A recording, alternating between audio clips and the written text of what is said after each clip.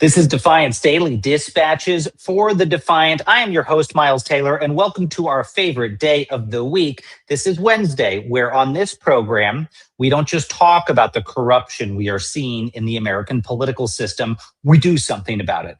Actually, Defiance.org members every single week crowdsource actions to protect this country, to defend the rule of law, and to fight back against Donald Trump's abuses of power. And today is one of those days, folks. And in light of the news we talked about yesterday, you're going to want to know what we've decided to do this week. Way to beat, because we're going to tell you later in the program. But first, if this is the first time you're hearing about us, please like, share, and subscribe as you hear all over the place. In this case, it means something different. You're not like, sharing, and subscribing to make our wallets fatter. You're doing it to grow the Club for Courageous Americans, to grow the defiance in this country. We are a nonprofit club. Please make sure to follow us. And if you haven't checked out defiance.org, please do. Sign up and get our notifications for free, or become a member and actually help us crowdfund these actions to protect our republic. Now, every Wednesday, we start with the Defiance Win of the Week before we get into our mission and what we're doing. But I want to bring in my Defiance.org co-founder, Xander Schultz, into the conversation because he's ready to ride today. Look at him there. Here we go. You kept telling me, I need you in the saddle today. It's a big day. I need you in the saddle. So I took it literally. So I'm thinking we're going to get a lot of comments about how we need a Defiance branded cowboy hat. But Xander, You're testing it out for us, right? I'm thinking that could be a good move. Also, maybe a Defiance cavalry, depending on the activation. It could ride alongside the bookmobile. I don't know how to ride a horse yet, so I'll need to pick up that skill before we can activate there. But I think giddy up, buddy. All sorts of great leaders have had cavalries in the past. Yes, they have. Well, we start the Defiance Win of the Week, Xander, with a group that I hope will become the cavalry. They're certainly not yet. They're a cabal of cowardly, spineless folks who sort of showed a spine this week, and maybe eventually they'll become the cavalry. So what I'm talking about here is what happened in the United States Senate late last week after Republicans unexpectedly blocked one of the most corrupt ideas, not just of Donald Trump's second term, but to have ever come out of the American presidency. Good Day Chicago has the breakdown. Take a look. Congressional Republicans hand President Donald Trump a massive political defeat. Senate GOP lawmakers blocked the president's anti-weaponization fund. As Chad Pergam reports, the move killed a major border security spending bill. Republicans revolted about the weaponization fund. I think a lot of people are troubled by it. Nobody knew anything about it. We learned about it in the press. Democrats and many Republicans plan to kill the fund with Senate amendments. Maybe this is the one that will finally have them saying publicly that this is a corrupt action at its heart. Senate Majority Leader John Thune said the White House should have consulted Congress about the anti-weaponization effort, but presidential allies defended the fund. Every single Republican who was on the ballot, like I was in the 24 cycle, talked about stopping the weaponization of government. President Trump says, quote, I gave up a lot of money allowing the anti-weaponization fund to go forward. Former Senate Majority Leader Mitch McConnell said it would be, quote, utterly stupid, morally wrong to award money to pardon January 6th rioters. You don't say. What a brave comment. So brave. So brave. They have a line. Look. We found a line in the sand. I didn't know there was one. I had given up on the idea that there would be one. There's a line in the sand.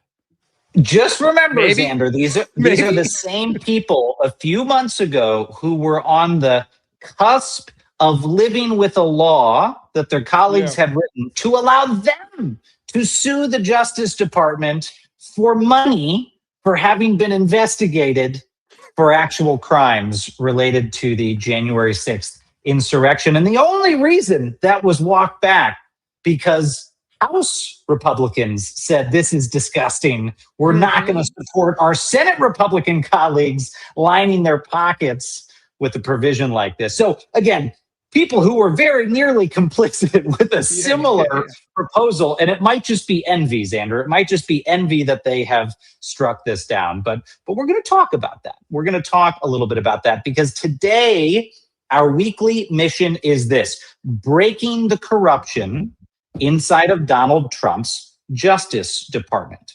And over the last few weeks, the last few months, we, of course, Xander, have watched story after story after story pile up about absolutely naked corruption and real weaponization of the justice system. The slush fund, the crackdowns on employees, the purges. Most recently this week, the effort to apply NDAs, non-disclosure agreements, to federal employees, which is, to me, the closest thing to an admission that you're doing illegal things if you tell millions of people inside the federal government, I need you to not talk about anything you see and hear. And of course, we could go on and on in terms of the sham prosecutions. But tonight, we're going to focus on the people inside of those institutions who are refusing to stay quiet, and the recently departed from those institutions, the people who've been purged from the Justice Department, who are refusing to be muzzled. And then later in the program, we're going to speak with Justice Connection founder Stacey Young about their work supporting DOJ and FBI employees in navigating retaliation and pressure inside the system, because those insiders may be our last best hope of transparency inside the federal government. But first, let's bring in, Xander, tonight's panel into the conversation, because we have two remarkable individuals with us. We have Mark Zaid, who's a Washington, D.C. national security attorney who regularly represents federal employees and contractors and journalists on First Amendment issues. He's also co-founder of Whistleblower Aid and has represented folks, including the U.S. Capitol police officers who defended the Capitol on January 6th. Mark, great to have you back on the program, my friend. Hey, guys. Always a pleasure. We also have with us the incredible Mike Roman, who is one of the January 6th prosecutors who has helped put some of those criminals behind bars, and now, of course, is watching in extraordinary fashion how the people who prosecuted criminals are now being targeted for prosecution. Mike is also a former public integrity section prosecutor at the Justice Department. Great to have you with us, Mike. Thanks very much for having me. Mike, I want to start with you on the slush fund, because I can think of few people who this might be more remarkable for than you, someone who has helped convict actual criminals. We're not talking about folks who held up a sign at a rally. We're talking about people who beat cops and smeared feces on the walls of the Capitol and broke in and assaulted people, folks who talked about hanging the vice president of the United States. And now we are seeing the federal government, we are seeing the president of the United States talk about not just pardoning those people, but rewarding them with cash. What's this been like for you over the past week or two following this news? It's been perverse. It's been terrible. Really, really disheartening. I mean, there's no basis to pay these people money. They shouldn't get money. They're profiting off their crimes, or they will be if they actually get paid from this fund. And it's something that we should all be disgusted by. I wonder, guys, I've never worked for the Department of Justice. I've never worked for any of these, federal institutions. What is that? Can you walk me through the process of what this looks like when someone says, hey, I'm seeing something wrong here and I want to do something about it? What are the barriers to that person to actually, make that first step forward? Do they know there's groups out there like Whistleblower Aid and other groups that they can go to? I just imagine it's a scary position to be in. And so, Mark, maybe you can start here. What does the process typically look like when someone eventually comes to you, but before they get to you? Right. I mean, it's interesting, right? A lot of my clients in the last year were my adversaries on the other side at the Justice Department, the CIA, the FBI, when I was representing clients that they were investigating or suing or defending against in lawsuits that we might have brought, or whistleblowing actions, whatever it might be. And it is something that they are not used to, because this is all unique of what we're dealing with. I mean, the notion that Trump would sue himself, essentially, in suing the IRS to then settle with himself to create this slush fund, where even the federal judge in the case was like, I'm not sure there are opposing parties here for us to address, and appointed what we call amicus, friends of the court, to take a position to help advise so that there would be a balance as to what the law might say. In fact, there was a new case filed today by retired judges, former judges, asking the district court to reopen the lawsuit that has been settled that is supposed to pay for this slush fund. A lot of Mike's former colleagues, some of them a year later still looking for work because of, where do they go, or not doing what they love to be doing. It's not just being a lawyer. There is something, incredible pride to work for, at least before this administration, the federal government. I mean, my adversaries, I will always say, I've been doing this for 35 years. They were not my enemies. Every once in a while there is, and every once in a while you come across a lawyer you don't like, right? Doesn't matter if they're in the government or not. But, we were all professionals on both sides, just advocating for our client, whether it was the government or whether it was a private party. In a future episode, we're going to do a roast of Mark Zaid with all of his adversaries. Stay tuned for that. Maybe we'll do it on his birthday. It'll be remarkable.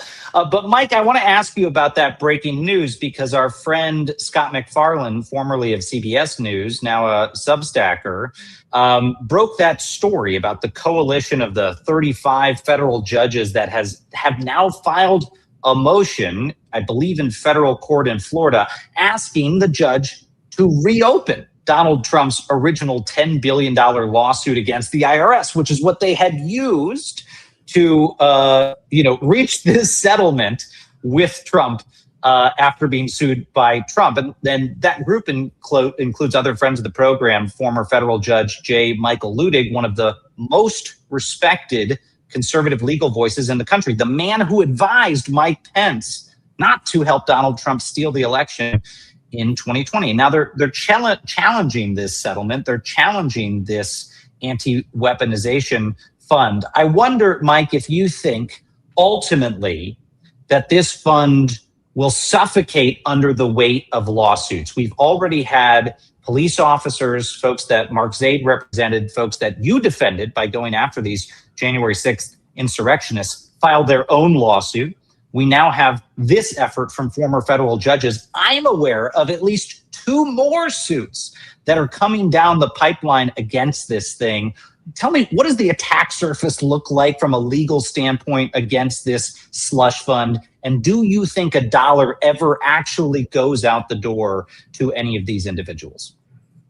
It's hard to say if any of these individuals are ever going to get paid. I wonder if the administration is motivated enough, if this ends up being something that they set up without court supervision, if they set it up and divert money this way without it being baked into a settlement. It's a hard thing to opine about because it's so unique. And I feel like over the past year and 4 months, I've gotten tired of saying how something is unique and I've never seen anything like it before. It's, in fact, one of Trump's most bombastic phrases. But I've never seen a case where 30, 40 odd federal judges seek to intervene in litigation like this. I've never seen the government create a fund like this. I mean, there's no precedent for the sort of things that we're seeing here. So to evaluate the legal challenges is difficult. One of the things that I am concerned about in terms of the strength of the lawsuits is the idea of whether the different plaintiffs who are suing to stop the fund are going to be determined to have standing, if they are, determined to have been harmed by the creation of this fund in some way. I think we can all agree it's corrupt. We could all agree that not a dime should go out to any single person who might try to claim it. But it's also the sort of question that's really hard for a court to adjudicate. Yeah. Well, I mean, look, one of the things, Mike and Xander, I'll throw the microphone back to you in a second, that is resonant about what you said is the novelty, not just of the fund, but of the case being brought against it right now. Because I've got the filing up. These former federal judges are arguing in here that the lawsuit itself that Trump filed in the first place may have been what they call collusive, meaning not a genuine legal dispute. That there would have been knowingness on the part of Trump, on the part of the plaintiff here, that there was going to be an effort at a settlement, some sort of coordinated legal mechanism used to get him or his allies some benefit. And according to that filing, critical details surrounding the settlement were allegedly concealed while the judge was still evaluating whether the case even belonged in federal court. So these former federal judges that you mentioned, Mike, are now asking the court to reopen that case and are saying that there was, quote, fraud on the court, which is basically, as I understand as a non-lawyer, one of the most serious allegations they can make in federal litigation, because it goes directly to the integrity of the judicial system itself and suggests that the plaintiff here, Donald Trump, was attempting to abuse the court and the system to enrich himself. Like, that to me is really, really remarkable, that you've got former Republican appointed and Democratic appointed federal judges accusing a sitting president of the United States of using the justice system to enrich himself. I mean, we're not surprised that Donald Trump would do that, but that former federal judges have gone and made these claims in court is remarkable. But sorry, Xander, you were going to jump back in.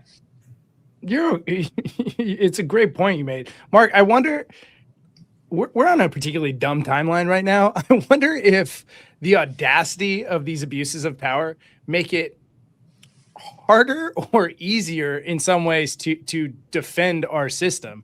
I imagine in some ways, you know, in more more minor ways of abusing powers. There's precedent around it. You can argue the case.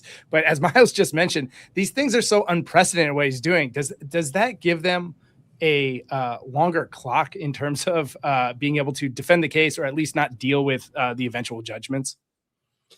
Well, look, you know what all of this is showing is how fragile our democratic system actually is. That as much as we rely on statutes, laws, it is much more so about norms and how policies are enforced.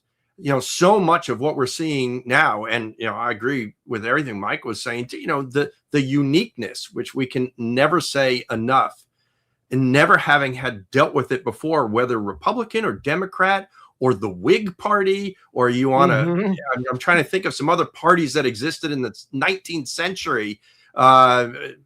There's some really cool ones with really cool Miles, throw them out at us. Miles, that are all gone now. You know, they've died long ago, but none of them would ever think about doing so much of what this administration does. And we're seeing the frailness of it. And it's not going to just go away, even if we can fix it once this administration is gone, because they've opened Pandora's box. And this notion of, people have heard of the unitary executive theory, the notion that the president is a king. That theory never will now go away, unfortunately. Yeah. And we're going to have to figure out how to strengthen the system to reinforce against that theory reemerging once again.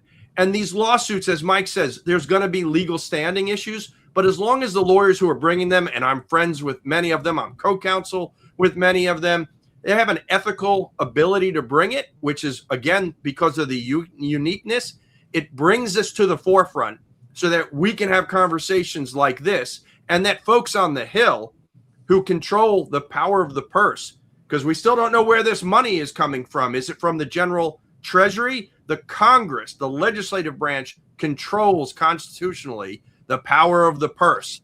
And the executive branch can't just give money to wherever it wants unless it says it wants to. And then that's going to create yet another fight. So this is going to be a big, big fight over the next, you know, especially going towards the midterms.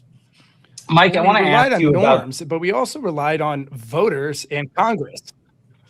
Sorry, Miles. I was just saying, like, outside, we're trying to figure out a way for the judiciary to protect us in totality, because in some ways, voters and Congress are not providing the checks we assumed they would.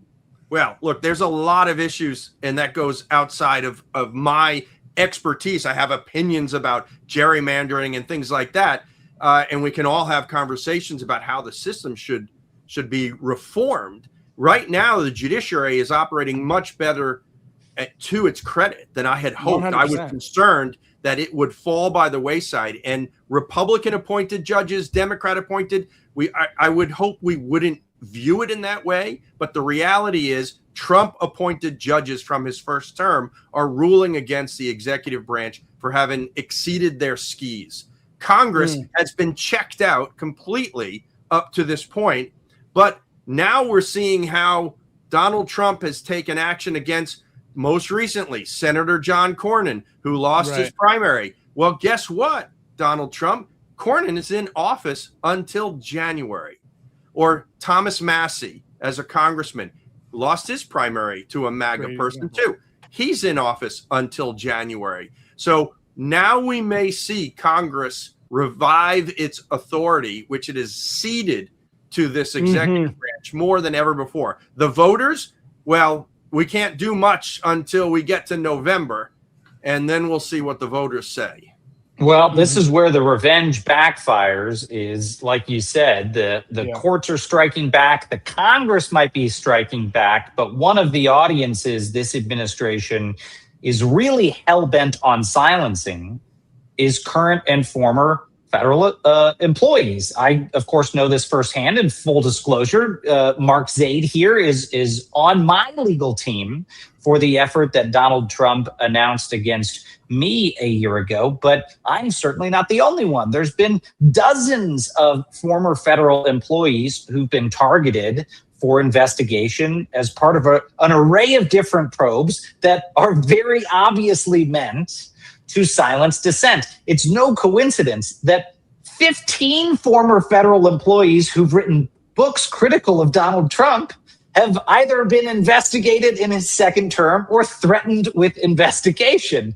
They're going after people who criticize the president, and they're going further than just investigating those former officials. Of course, they've purged government employees. The Trump administration moved forward a rule last year to strip federal employees of their whistleblower protections. They've gone after DOJ prosecutors and former colleagues of yours, Mike, like James Comey's daughter, in very clear retributive fashion. And then there was news this week that broke yesterday that the administration wants to have every civil servant in the federal government sign a non-disclosure agreement. Now, to be clear, almost every federal employee has employment agreements and data protection agreements or classified information agreements, depending on where they work, that require them to protect certain categories of sensitive information. This would be broader. This would be a blanket NDA over their work, which of course would have an extraordinary chilling effect, because if a federal employee talked about even the wrongdoing that they witnessed, they might be able to be sued by Trump's Justice Department into total bankruptcy. I mean, this is to be remarkable, but also unremarkable, because this is the same Donald Trump who pioneered catch and kill when he was in the private sector. They would intentionally go find stories about people who'd witnessed damaging misconduct that Donald Trump had perpetuated. He would have his ally buy those stories, put the client or put the individual under a non-disclosure agreement, and then shut them up forever. Now, this appears to be something they want to do to the entirety of the federal government. What do you make of this, Mike? And how would you characterize the chilling effect that's happening inside the executive branch, especially within DOJ and the FBI? I think you're exactly right that it's an effort to silence employees. And, my first thought about it is whether or not people are ever made to sign NDAs. The fact that it's being talked about is going to have a chilling effect. It's going to make people more hesitant to speak up. It's going to make people more hesitant to report wrongdoing or challenge authority. It's one more drumbeat in a continuous drumbeat of signals that the administration doesn't tolerate dissent and will punish dissent. I mean, it reminds me of when Pam Bondi took office and she issued a memo as one of the first things that she did, saying that, by the way, you no longer have freedom to, not sign pleadings that you think might be unethical to sign. And if you don't vigorously implement the president's policies, we're going to treat that as a fireable offense. So, it has a chilling effect regardless. I'm I think it would be terrible to make people sign these things. I mean, we want federal employees to be able to speak up if they see wrongdoing, if they see misconduct. We don't need them. Federal employees in a well-functioning federal government protect the government's secrets. We do that every day without having signed NDAs. I did it. I know many colleagues who did it. And I mean, at the end of the day, federal employees are public servants. You know, if they are not compromising the sensitive information that they need to do their job to, you know, protect in order for the federal government to achieve its mission, we want people to be able to speak up and to talk about the work that they did. We want to be able to educate the public. Like, it's important to me to be able to speak up like I'm doing right now. It's important to me as soon as I left my job to be able to speak up about the abuses that I was worried would be coming from the administration. I can't imagine being under some gag order that would prevent me or others from doing that. Mark, I wonder the chilling effect you're seeing. You're America's #1 whistleblower attorney. As you mentioned earlier, the people who work at the Department of Justice are many of whom are patriots. So people who believe in America. And so I wonder if you are seeing on net, right, on average, more people feeling less emboldened, or you're feeling like these people are seeing this fight as another step in their patriotic duty to fight for the country. I mean, there are, frankly, many whistleblowers we're representing who aren't known yet because they're still, I guess, part of the deep state, you know, inside the administration, lawfully blowing the whistle, which is a key component. And Miles mentioned it correctly. A lot of this is coming from Trump's business days. I remember in the first administration dealing with NDA issues coming out of the White House, and I was given a copy of the draft, I think 2 versions of a draft NDA, and they literally were the Trump organization's NDA. Wow. With just Trump org taken out and U.S. government put in. So much so that it even had, and Mike will find this the most humorous, I think, as a fellow lawyer from the government, it had a New York choice of law provision in the federal NDA because they didn't take it out. These guys are so damn lazy. They can't even do the cover part of a cover up. They can't even disguise it. They're just like, just put the original document it never out there.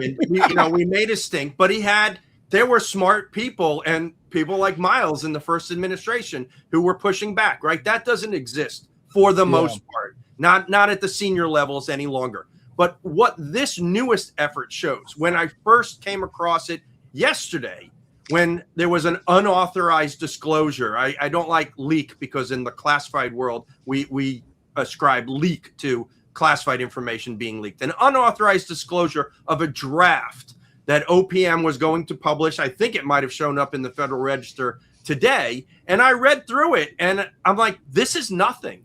And in fact, it says it very emphatically that this doesn't even change existing obligations. This was a message. What I've seen in the past, when I've had some classified cases and the government would say, well, we want you to sign another secrecy non-disclosure agreement for this meeting. And I would be like, well, why? I already signed one. So did the clients. So the only purpose is for you to try and intimidate me, which frankly, I could care less. I'll sign it. Don't intimidate me. It's the same obligation. Now, today, though, what was published was also not just the description of the NDA, but the actual NDA. Now that has something different in it, which Mike was just describing, which is unconstitutional. I represent people who write books all the time, people like this guy sitting right here, Miles Taylor, who we make sure goes through the process properly. And every federal employee has a right constitutionally under the First Amendment to publish unclassified information subject to certain statutes like grand jury secrecy, things like that. But as long as it's unclassified, you can publish it. And this NDA strips that right away, purportedly, so that anything you learn as a federal employee, you would have contractually given up your right to publish later. That's not going to fly. That's going to be fought, whether we have to do it in court later on, because just right now it's a proposed NDA. It's not in effect yet. Right. But I don't think that that's going to hold up. I guarantee you we will challenge it in court if, in fact, it gets implemented. And, in fact, the recommendations that surrounded it said they wanted to have consistency for the federal government, but they'll leave it up to agencies as to whether or not to even implement the NDA, which to me is the opposite of consistency. Either apply it, federal government wide or don't. You don't give agencies choices for doing it. The choices on whether or not they protect the First Amendment rights of their employees. Look, a warning to this administration: you piss Mark Zaid off enough and he'll sue you. And it sounds to me like you've pissed him off enough. So, Mark, we look forward to you making sure this doesn't become the law of the land. But, quasi-joking aside, that's why I said earlier, it's no coincidence that this administration has gone after 15 people who've written books critical of Donald Trump. That's not just a matter of chance. They want to shut up people who are criticizing him, especially insiders. We have to jump to our next guest, but I just wanted to say a big thank you to you, Mike, not just for joining us today, but all the work that you and your team did when we had the original justice system that we used to live under a year plus ago to try to hold criminals accountable, protect this country regardless of political persuasion. And Mark, of course, for continuing to defend these whistleblowers and their rights, including the ones we have not heard from yet. We appreciate you both, gentlemen. Thanks, guys. Thanks very much for joining us. Thank you, gang. Xander, our next guest today is someone whose organization we are very excited to collaborate with and support. She is also a former prosecutor. She was a trial attorney at the Justice Department in the Civil Rights Division. She has left and founded Justice Connection, which is an extraordinary network of former DOJ and FBI officials who've come together to protect the rights of those who are still back at their home agencies and to protect the rule of law. We are thrilled today to welcome onto the program Stacey Young. Stacey, thank you for joining us. Stacey, thanks so much for having me. It's great to be here. It's great to have you.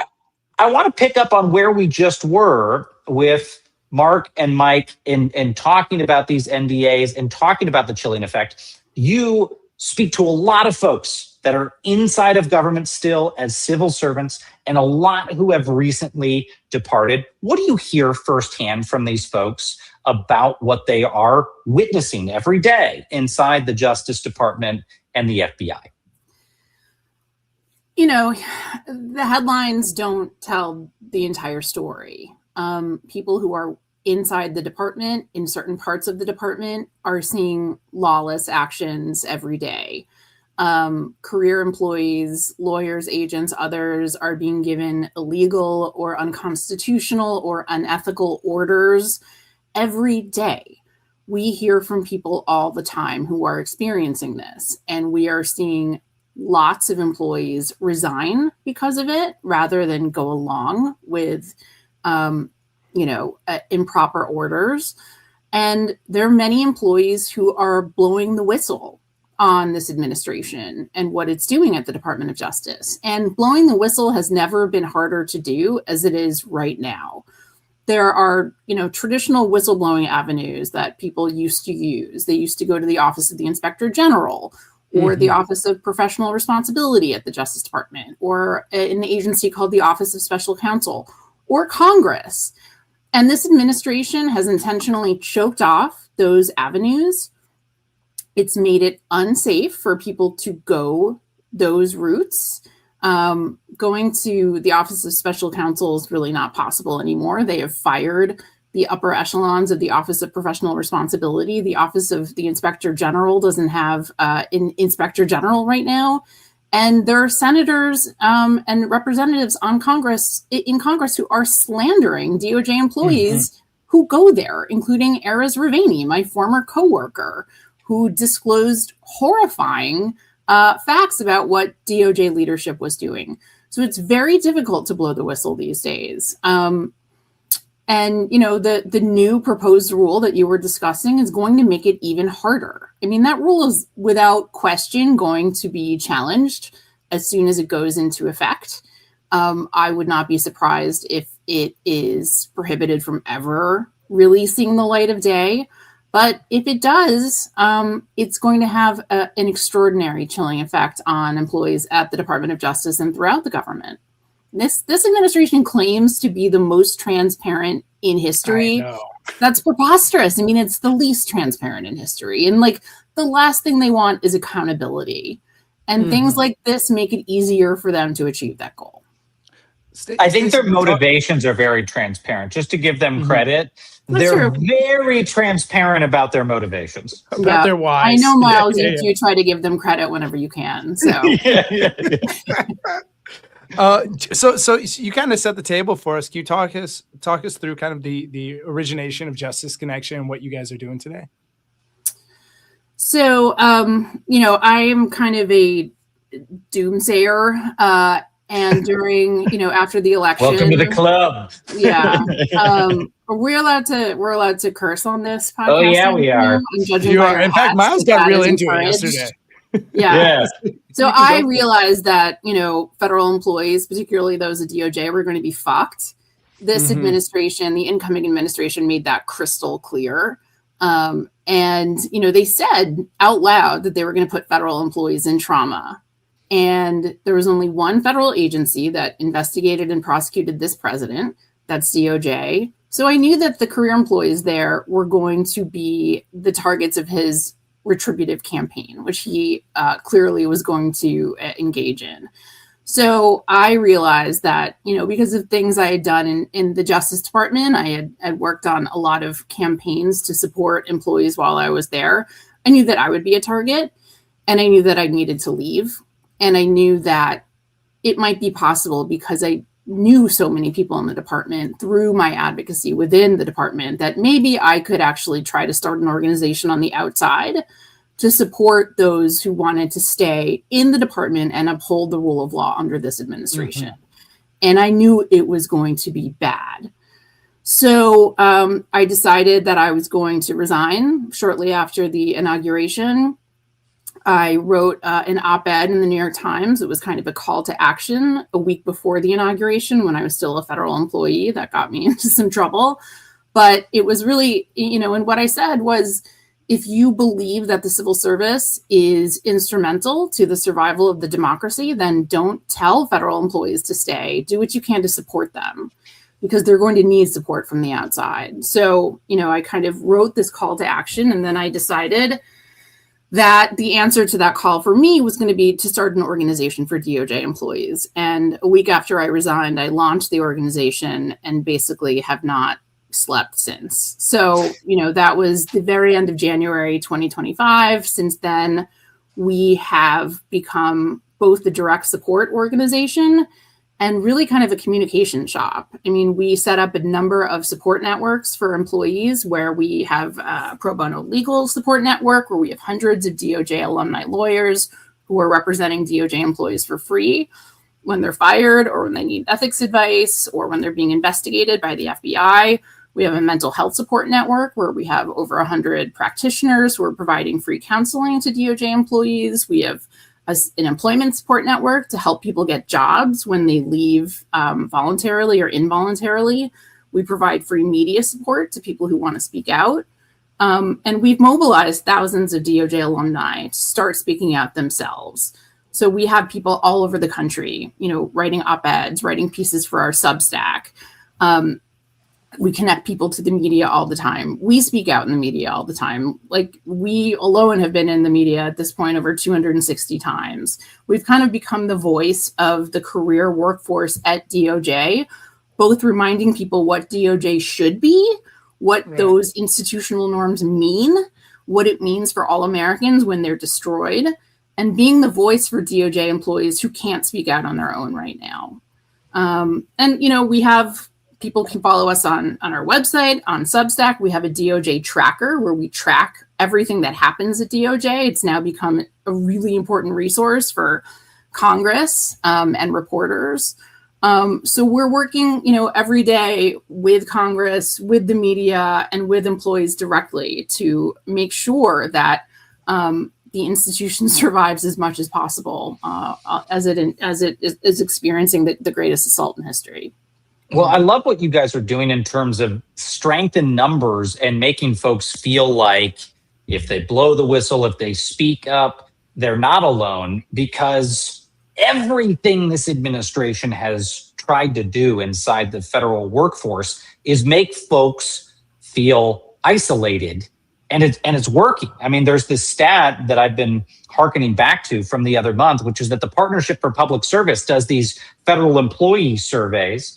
And just before Donald Trump came into office, on average, about 75% of federal employees said they felt confident that they could blow the whistle on misconduct or call out illegal activity, right? They could do that. They could say something is wrong here.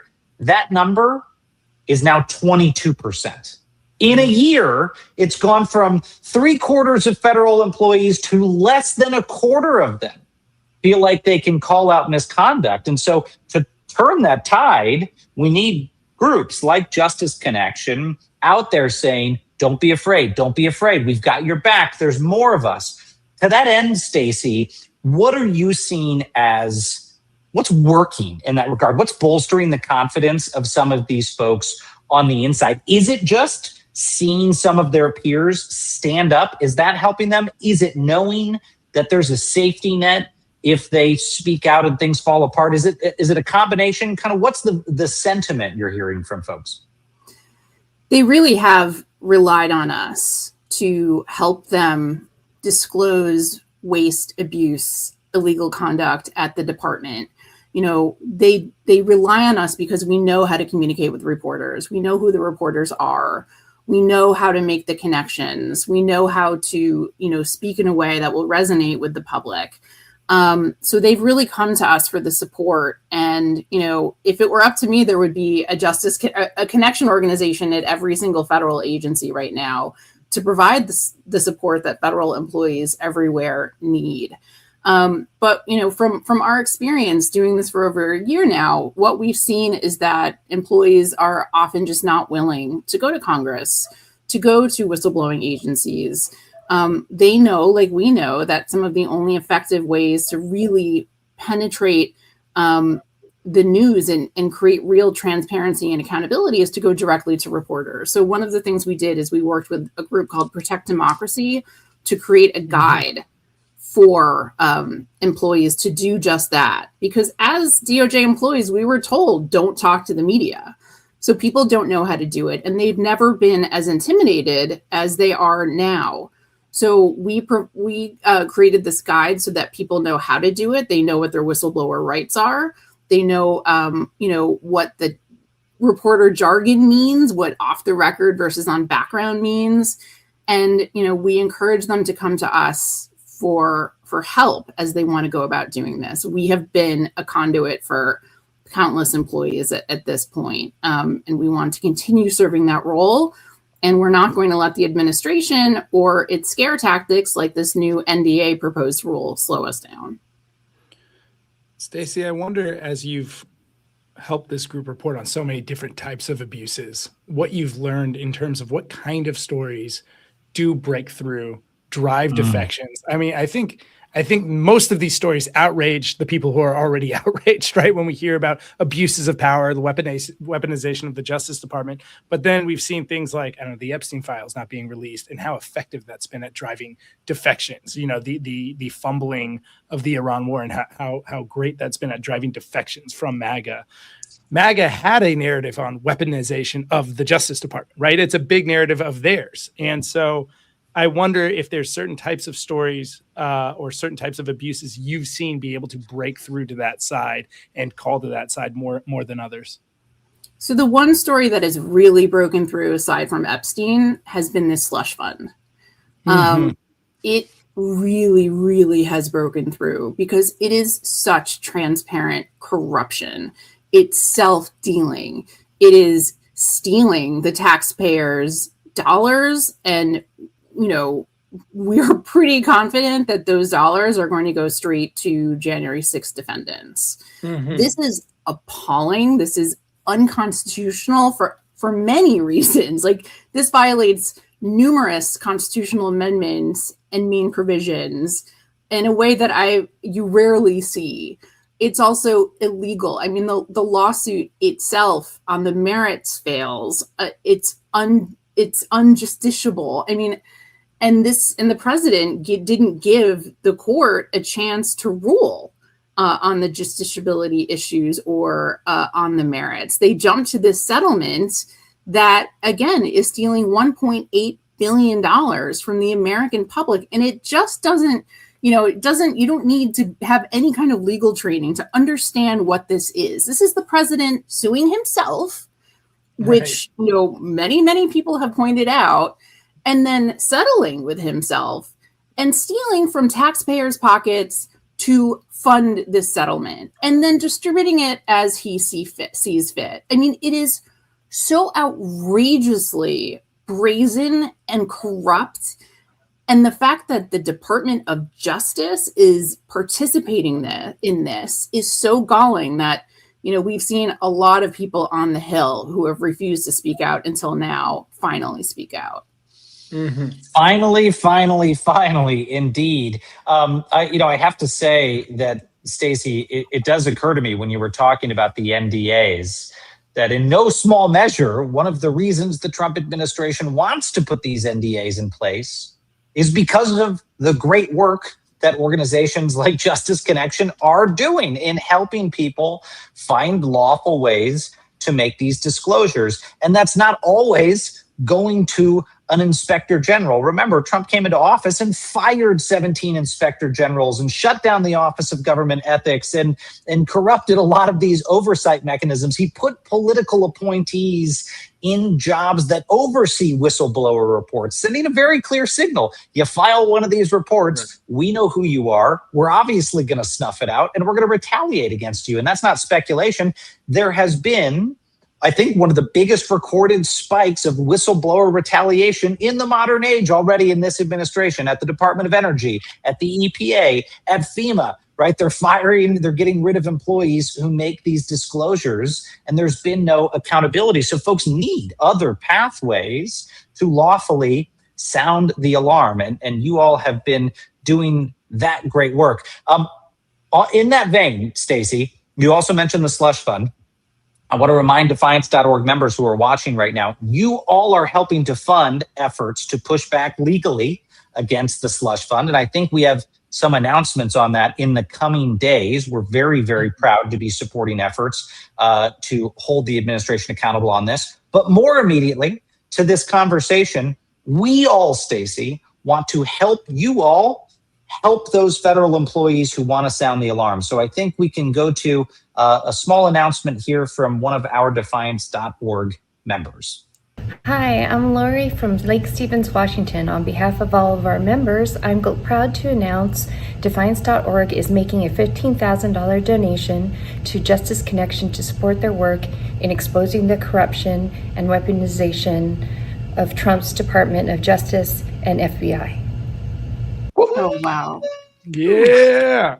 That's wonderful. Stacey, we need to get a foghorn, I know, that goes, burr, burr, burr, burr. We're working on that. Oh, I'm so grateful that we are a tiny organization. We're all former DOJ officials. They didn't teach us how to fundraise at the Department of Justice. It's kind of the one thing they're teaching it now, Stacey. They're teaching it now. You could have left with $1.8 billion for the organization. I know. If I just sued myself. I'm so grateful. It's really like that is going to matter to our organization. That is going to make a real difference. And I'm really, really appreciative. Yes, Stacey, I'll say I've started many nonprofits over the years. It's hard in the beginning. It's hard to find those first believers. Unfortunately, philanthropy is like so oriented around data proven 5-year track records and big philanthropy anyways. This early stage where you're building something for this moment. There's no reason this needed to exist before. It needs to exist in this moment.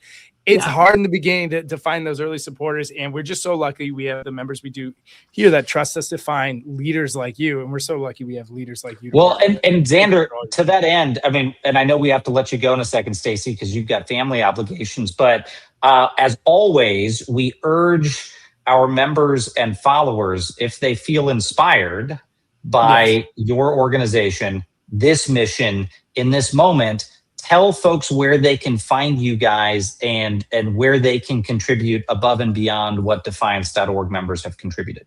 Absolutely. So our website is thejusticeconnection.org, or you can just Google Justice Connection. We come right up. So there's a donate button on the website. You can read all about our work on the website. You can follow our Substack there. You can follow us on Blue Sky and X and LinkedIn. And you can, sign up to receive regular email updates from us as well. So we have a lot of ways where people can engage, both DOJ employees, DOJ alumni, and the general public.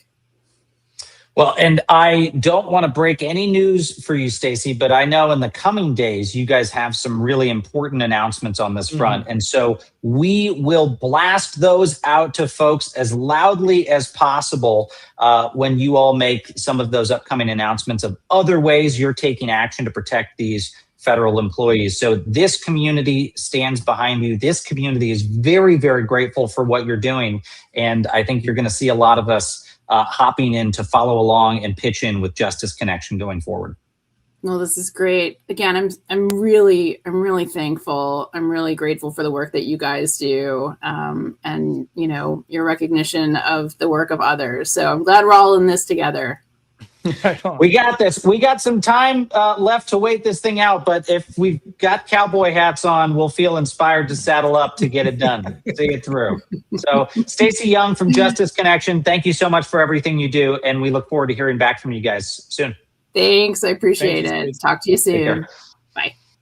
I really have to say, Xander, I'm taken by what they're doing over there. When Stacey and I first connected, I could just tell that they were the type of organization that was able to move at the speed to meet this moment. I mean, Stacey and her team are not sitting there having meetings that lead to other meetings that lead to other meetings to talking about maybe helping federal employees. They just go. They move very fast. And in this moment, when the administration is flooding the zone with illegal activity, we need folks that are willing to move fast and meet the moment. And I truly believe they're one of those groups, especially of all weeks this week.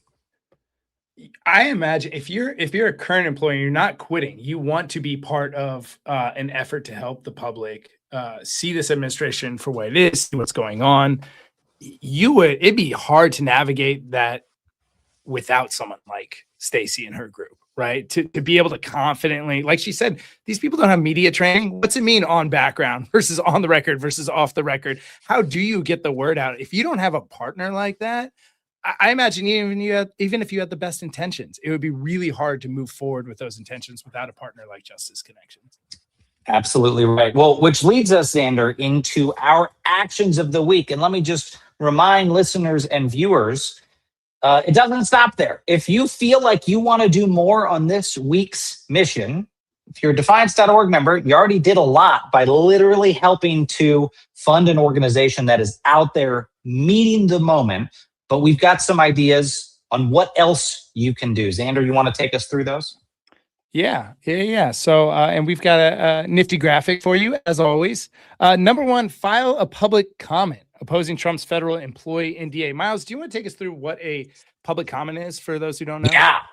Well, so this idea of making all federal employees sign non-disclosure agreements, right? You've heard of these described as gag orders before. I'm going to be even more descriptive. I want you to imagine that Donald Trump is personally taking duct tape and wrapping it around the faces of federal employees. If you don't like the sound of that, if you don't want 2 million people to be victimized by Donald Trump and silenced from telling you what's happening inside of his government, well, you can go and officially tell the federal government what you think about it. So if you go to regulations.gov, and we can provide the link to this, but if you want to find it now, you can just go to the article that we posted this morning on defiance.news. It's the lead article of the day. We talked about Donald Trump bringing catch and kill into the federal government, using these NDAs to kill negative stories. At the bottom of that article, there is a link to the exact page where, starting tonight, I believe,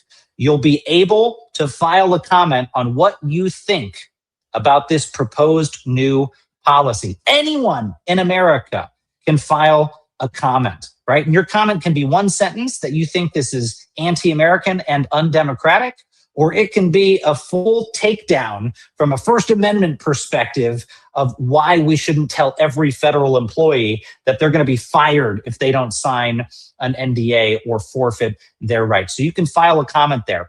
If you don't want to go to that website, you want a faster path, well, here's a faster path. And I did this today too. And this is also mentioned at the bottom of today's article.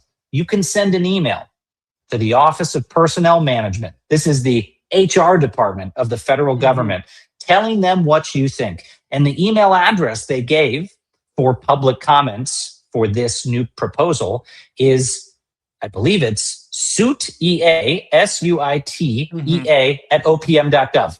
Kind of wordy. You can just find it in our article on defiance.news, and you just have to add in the subject line, attention, NDA information. But don't even worry about that, because we've hyperlinked that. When you see that email address in the article we wrote this morning, you can click it and it'll make your email program pop up. It'll put that subject line in and you can let them have it. I emailed them today and I said, it is wrong for the President of the United States to require every federal employee to sign a gag order when our government needs to be transparent. I oppose this. Signed it with my name. I sent it to that email address. You can do the same thing. And if you do like the idea of Donald Trump duct taping federal employees, you can seek help. There's betterhelp.com. You can get a therapist and find some professional help. It's an odd thing to want.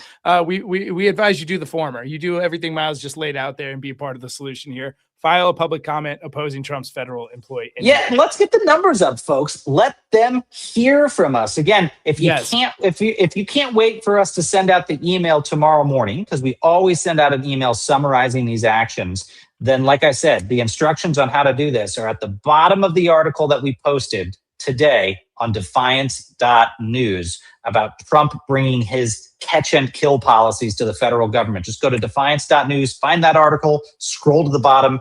Everything you need is there. And you're going to get a follow-up email tomorrow from us with all the same instructions. So you can either find it now or you'll receive info tomorrow. Number 2, Miles, we have Be a Lifeline for the federal worker in your life. Miles, we talked about your experience as a whistleblower in the last administration. And not everyone knows these services are out there. These partnerships are out there. There's groups like Justice Connection, which is a brand new group for DOJ and FBI employees. There's groups like our friends at Whistleblower Aid for other federal employees out there. And so sometimes I think there's a false assumption that all these government workers know where to go if they want to do something. And that's just not the case. Can you say a little bit more about your experience? Yeah, they don't. You may think it's bullshit when we recommend things like, let a federal employee know. You may think, well, that's not going to help anything. They must know about these resources. I'm going to tell you firsthand. I was day-to-day managing a $60 billion organization, the third largest department in the federal government. And I didn't know about some of these resources. I didn't know that there were people to have my back if I was going to come forward and make these disclosures. Don't assume that a federal employee in your life is aware of either of these organizations. And the 2 we want you to put on the radar screen. If you know someone that works in the Justice Department or any Justice Department agency, that includes the FBI and the DEA and the U.S. Marshal Service, then you should send them a text message and say, hey, have you checked out justiceconnection.org? You don't have to text them and say, you should blow the whistle to call out Donald Trump's illegal conduct. Just plant that message in their inbox. Have you checked out justiceconnection.org? Because they may click that and say, wait a second, there is a place that I can go to talk about what's happening. If you know someone that works in the federal government, outside of DOJ or the FBI, send them to another defiance.org grantee, and that's Whistleblower Aid.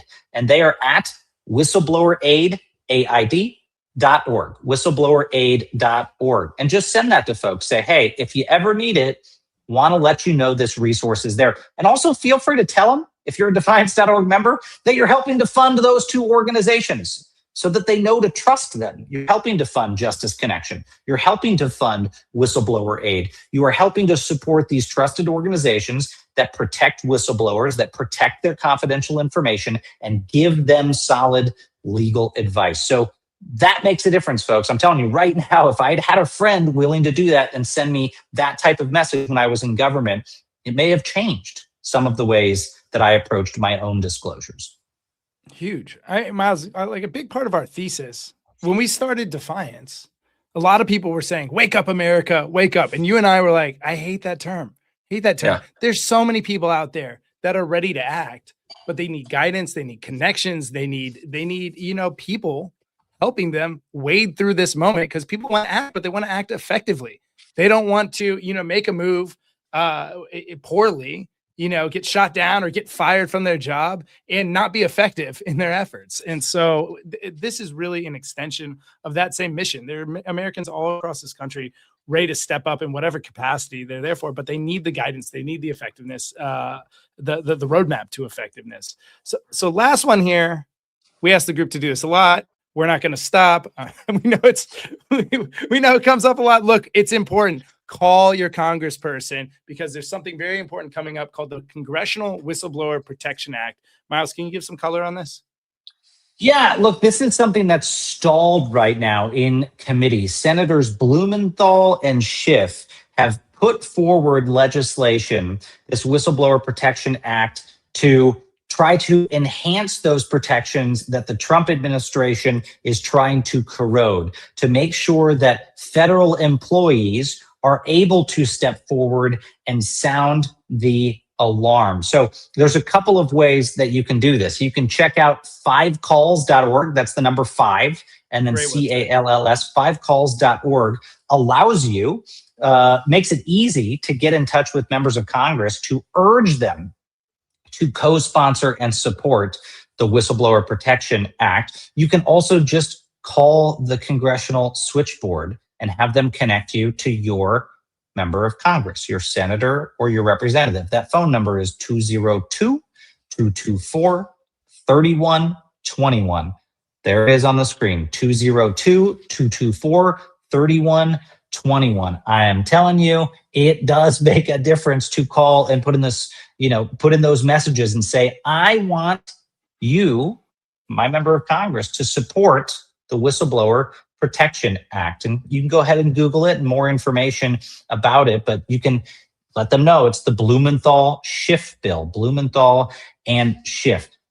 15 seconds on the phone. It makes a difference to call that number. No, the FBI is not tracking you. No, the boogeyman's not going to come get you. You have every right to call your representatives and tell them to protect whistleblowers. And if you can't remember the act, don't worry. Just call and say, I'm really worried about Donald Trump trying to silence people in the federal government. Please do something to stop that. You can send them a message that is that simple, because those staff members track the number of calls they're getting on different issues. Put that pressure on them, and we'll remind you of these things, as Xander noted in the email summary we send out tomorrow. I'm so happy you mentioned how simple the message could be. Miles, I actually didn't do a lot of this in my past life, reaching out to Congress, sending messages. You don't need to be a professional. You don't need to know the ins and outs of the bills. We're playing a volume game here. We're just trying to make sure Congress people are hearing from constituent after constituent that this is a priority. So don't feel like you need to be ready for a debate on the subject. You just need to reach out. And once you do it once or twice, it's that much easier. It's that much easier to gear up. It is. In fact, let me make it even easier for you. Because for me, it helps to just know when I'm going to do something, and then I end up doing it. So are you planning to be in the car in the next 24 hours, or planning to walk out of your house to somewhere? If you are, why don't you use that drive time or that walk time to make this quick 15 or 30 second phone call? 202-224 3121. Or if you don't want to be on the phone, just go to that website, 5calls.org, and you can reach out to your member of Congress. And if you're really lazy, we're going to send it to you in an email if you're a defiance.org member, so you can just click the button and go do that and go push this message to your member of Congress. It's important. So these are 3 actions you can take today or this week if this mission matters to you, if you want to make sure that federal employees are not silenced and that they continue to call out corruption inside the Trump administration. But there's a bonus 4th one, Xander, because there always is. Always. Let's put it up there. Do we have it? There it is. Badge of the week. Badge of the week. Do you have it up on your socials? Badge of the week. I'm going to put it up on my socials right now. All right. I think I've got to copy and paste it from our team chat and put it up there. But do the same thing with me if you are following along. Is like, I'm going to buy you a minute right now of time to go put it on your socials. If you're a defiance.org member, you earned this badge this week. So go post it. I'm posting it right now on Substack. Hell yeah, we are fighting back. Wanna know more? Check out defiance.news. That's what I'm posting right now. Be proud of the work that you all are doing. Like Justice Connection, we move fast. We move very fast. And we were very alarmed by this news this week of Trump's NDA, the efforts at the Justice Department to line the president's pockets, that we said, hell no, we're going to do something about it. We're going to partner as quickly as possible with organizations that are fighting back.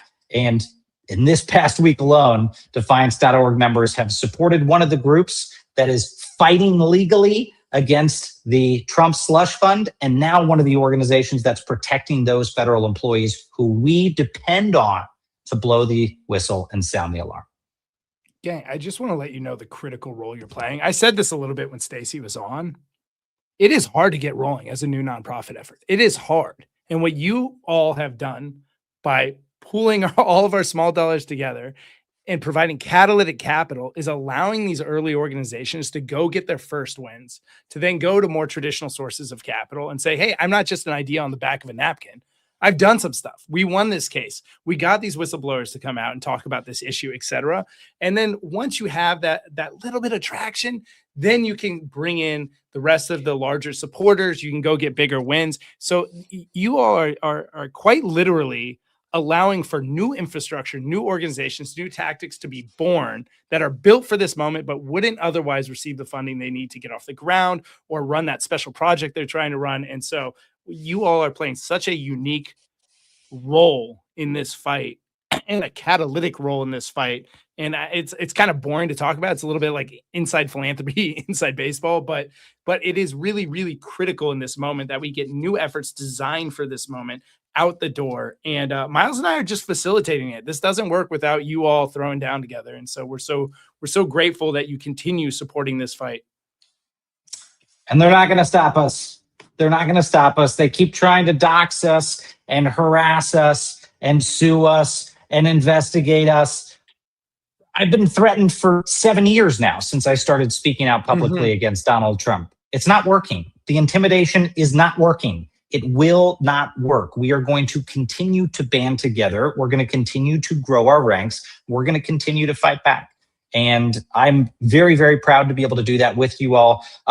In closing, look, I'd urge you, share defiance.org with friends and family members. Every single new member that is added to this organization, every single new member, 100% of whatever member donation they want to give is going directly into this fight. So bring folks into the network. Let's grow this. Let's take action. We are not going to let these folks shut us up, shut federal employees up, or shut America up. We are going to keep fighting, baby. And in that vein, I want to urge you, if you weren't already planning on it, to join us again in a little bit tonight, because tonight is one of the first meetings of an effort we launched last month called GTFOICE.org. That's Get the Facilities Out, ICE. gtfoice.org. This is an effort we launched with two of our nonprofit partners in the space, the Save America Movement and the incredible Project Saltbox. We announced this effort to basically be a rapid response network to shine a light on and try to shut down these secret ICE prisons around America. Tonight is the first virtual meeting of that group at 8 p.m. Eastern. If you don't have the link for it, that's okay. At 8 p.m. Eastern, you can just go to defiance.news, or you can go to our YouTube channel and see that conversation live. We're going to be talking about the first collective action that GTFO ICE across the country is going to take to try to shine a light on and shut down these secret Trump prisons. Xander, very much looking forward to that tonight, and we've got some special guests. Hour and 45 minutes. It'll be here in no time. I'm going to work on the script a little bit. I'll see you guys in a bit. Go grab your dinner or grab a coffee and then come back and join the group. I won't be with Xander for that conversation. I've got another commitment, but I will be there in spirit. And you will see us in June doing some very special things to move the GTFO ICE effort forward around the country. You'll hear about some of that tonight. So please feel free to join for that conversation. In the meantime, the Defiance continues tomorrow at our usual time, 5 p.m. Eastern, here on Defiance Daily. I believe we have with us Congressman Max Frost tomorrow, who's going to be talking about Alligator Alcatraz, one of these secret Trump prisons down in Florida, the fight to get it shut down, and what we are going to do in the weeks and months ahead to hold this administration accountable. So join us tomorrow for that program. In the meantime, Xander, thank you to everyone in the Defiance.org community for enabling these weekly mission briefs on Wednesday to fight back. And I will say, until we see you next time, which may be in an hour and 45 minutes, stay loud, stay brave, and stay together. Thank you. See ya.